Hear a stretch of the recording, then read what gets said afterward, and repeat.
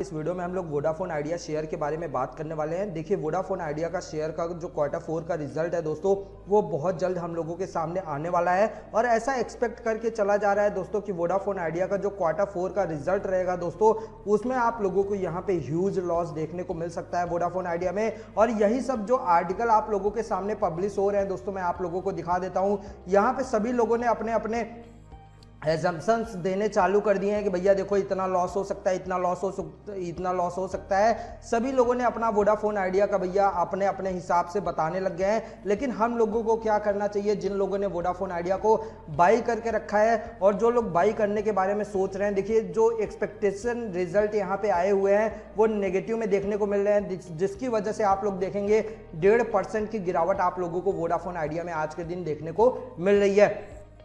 तो इसके पीछे कहीं ना कहीं यही बड़ी न्यूज़ बताई जा रही है। लेकिन दोस्तों आपको पैनिक क्रिएट नहीं करना है। जिन लोगों ने बाई करके रखा है उनको क्या करना है, जिन लोगों ने बाई करने के बारे में सोच रहे हैं उनको क्या करना है, जो लोग लॉन्ग टर्म के लिए होल्ड करने के बारे में सोच रहे हैं उनको क्या करना है, सभी चीज़ों को मैं डिटेल में बात करने वाला हूँ। तो वीडियो को लास्ट तक जरूर देखते रहिएगा। सबसे पहले मैं आप लोगों को यहाँ पे डेली चार्ट पर लेकर चलना चाहूँगा और समझाना चाहूँगा भैया देखो वोडाफोन आइडिया में हो क्या रहा है। अभी देखेंगे मैंने वोडाफोन आइडिया का आप लोगों के सामने यहाँ पे डेली चार्ट ओपन कर रखा है। भैया मैं ज़्यादा पीछे नहीं जाऊँगा, मैं बात कर रहा हूँ 2020 की, और 2020 में किस महीने की बात कर रहा हूँ आप देख लो, जून की मैं बात कर रहा हूँ। जून में अगर देखोगे तो वोडाफोन आइडिया आप लोगों को 13 रुपये के आसपास आता हुआ नजर आया था और इसी लेवल पर आने के बाद रेजिस्टेंस फेस किया था और रेजिस्टेंस फेस करने के बाद वोडाफोन आइडिया में आप लोगों को यहाँ पे गिरावट देखने को मिली थी। अभी ये जो गिरावट देखने को मिली थी दोस्तों, कहाँ तक गिरावट हुई थी आप खुद देख लो भैया। 8 रुपए के आसपास वोडाफोन आइडिया आया था और सेलर्स बोले भैया मुझे 8 रुपए के नीचे भी लेके जाना है। बायर्स बोले ना भैया यही तो हमारा बाइंग जोन है और यहीं से हम लोग क्या करेंगे, बाइंग करेंगे। और वोडाफोन आइडिया इसी लेवल पे आप लोगों को सपोर्ट लिया, सपोर्ट लेने के बाद ऊपर से तेजी दिखाया। तेजी कहां तक दिखाया दोस्तों, 13 रुपए तक आया। अगस्त के महीने के आसपास 13 रुपए के आसपास आता है और इसी लेवल पे वापस से आप लोगों को वोडाफोन आइडिया रेजिस्टेंस फेस करता हुआ नजर आता है। बायर्स बोलते हैं भैया 13 रुपए के ऊपर जाने दो, सेलर्स बोलते हैं भैया जब तुम्हारा बाइंग जोन 8 रुपए है तो हम कहे को तुमको 13 रुपए के ऊपर जाने दें। तो सेलर्स ने क्या किया, 13 रुपए के आसपास सेलिंग करना चालू कर दिया और फिर ये स्टॉक आप लोगों को देखते ही देखते कहां तक आ गया भैया, देख लो 8 रुपए के आसपास वापस से आया। सेलर्स बोले भैया मुझे 8 रुपए के नीचे लेके जाने दो। बायर्स बोले भैया जब तुम 13 के ऊपर नहीं जाने दिए तो हम 8 के नीचे नहीं जाने देंगे। और इसी लेवल पे आप लोगों को वापस से वोडाफोन आइडिया सपोर्ट लेता हुआ नजर आया और सपोर्ट लेके वापस ऊपर की तरफ तेजी दिखाता हुआ नजर आया। अभी देखो 8 रुपए के आसपास बायर्स ने यहाँ पे बाई करना चालू किया, फिर से 13 रुपए के ऊपर आया। बायर्स ने कोशिश भी किया 13 रुपए के लेवल को ब्रेकआउट करने के लिए।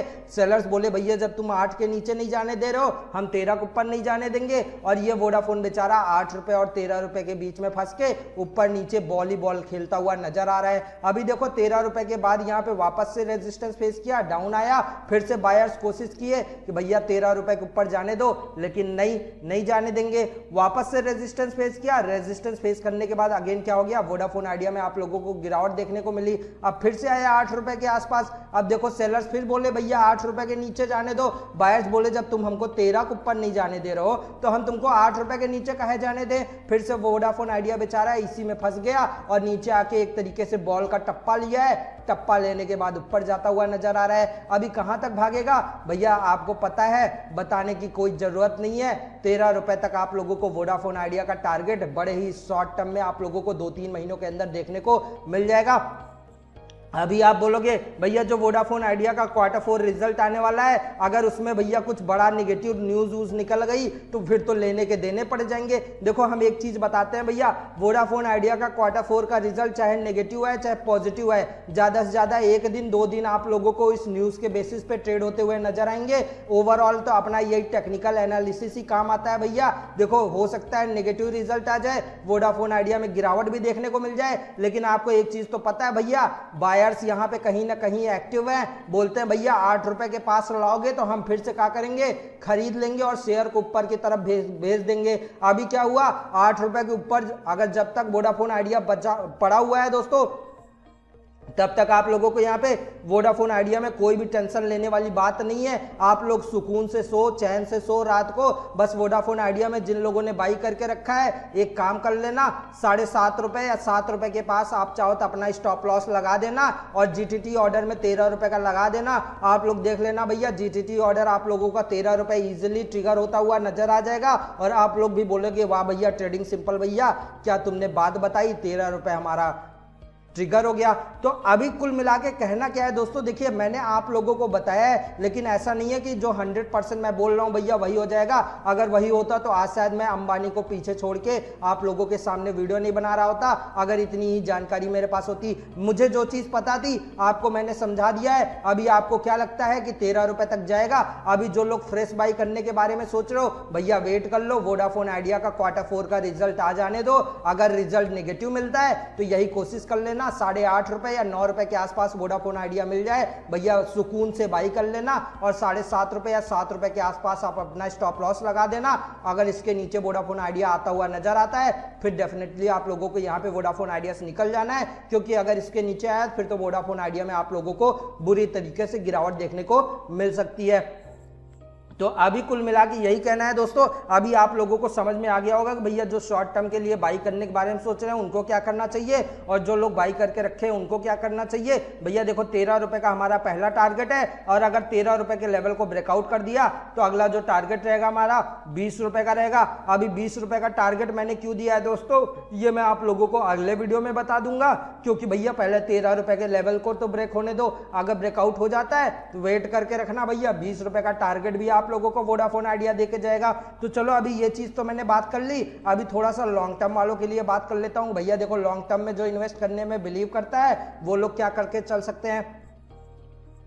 देखिए मार्केट कैप आप लोगों को देखने को मिल रहा है 30,000 करोड़ के आसपास का मार्केट कैप देखने को मिल रहा है। आप कहोगे भैया 29,023, भैया बिल्कुल आप सही बोल रहे हो, 29,023 करोड़ का मार्केट कैप है वोडाफोन आइडिया का। बुक वैल्यू की बात कर लूं भैया 9.29 का देखने को मिल रहा है। आरओई की बात कर लूं -132 देखने को मिल रहा है। भैया दोनों ही अच्छा नहीं दिख रहा। चलो आगे बात कर लेते हैं, आगे बात करते हैं। भैया प्रॉस देखोगे कंपनी का एक भी अच्छाई आप लोगों को दिखने को नहीं मिल रही। ये कंपनी ही बदमाश है, बुराइयों से भरी पड़ी है। अब बुराइयां देख लेते हैं। लो इंटरेस्ट कवरेज रेशियो है कंपनी की। जो सेल्स ग्रोथ है दोस्तों 7.5% के आसपास पिछले 5 सालों के अंदर आप लोगों को डाउन आते हुए नजर आई है। और इक्विटी के शेयर्स जो लोगों ने होल्ड करके रखा है भैया उनको -62% का रिजल्ट मिला हुआ है। इससे अच्छा भैया आप पैसा जमीन में खन के गाड़ देते तो कम से कम वही उतना ही पड़ा रहता। यहाँ पे जो 3 साल पहले पैसा डाला था 62% उनका पैसा का तो खा गया वोडाफोन आइडिया और उनके पास केवल 38% आप लोगों को देखने को मिल रहा है।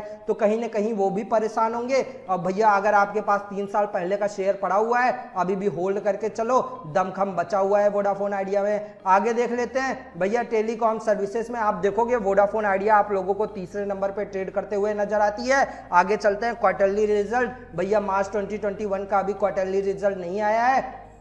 अभी यहाँ पे चलो पिछले क्वार्टरली रिजल्ट Q3 के रिजल्ट से काम चला लेते हैं। भैया देख लो नेट प्रॉफिट की बात कर लूं मार्च दिसंबर 2020 में देखोगे -4,000 4,500 करोड़ का नेट लॉस दिखाया, -7,218 करोड़ का नेट लॉस दिखाया। इनफैक्ट भैया लॉस बताते बताते मैं बता दूं यहाँ पे नेट प्रॉफिट की जगह यहाँ पे नेट लॉस लिख दो। अभी मैं नेट लॉस क्यों बोल रहा हूँ दोस्तों वो चीज मैं आप लोगों को बता देता हूँ। जून 2018 सिर्फ यही एक क्वार्टर था, इसको अगर छोड़ दोगे तो हर बार आप लोगों को यहाँ पे नेट लॉस ही देखने को मिला है। तो यहाँ पे कंपनी नेट प्रॉफिट के नाम पे नेट लॉस आप लोगों को दिखाते हुए नजर आ रही है। भैया मार्च 2021 का भी जो आर्टिकल छप रहा है वो भी मैं रीड कर रहा था, अभी उनका भी एक्सपेक्टेड यही रिजल्ट है कि भैया इस साल का जो Q4 का फाइनेंशियल ईयर का रिजल्ट आएगा ये भी आप लोगों को नेगेटिव में देखने को मिलेगा। कोई बड़ी चीज नहीं है भैया, इतने दिन से हम नेगेटिव रिजल्ट ही देखते आ रहे हैं, हमारे लिए कोई बड़ी बात नहीं है।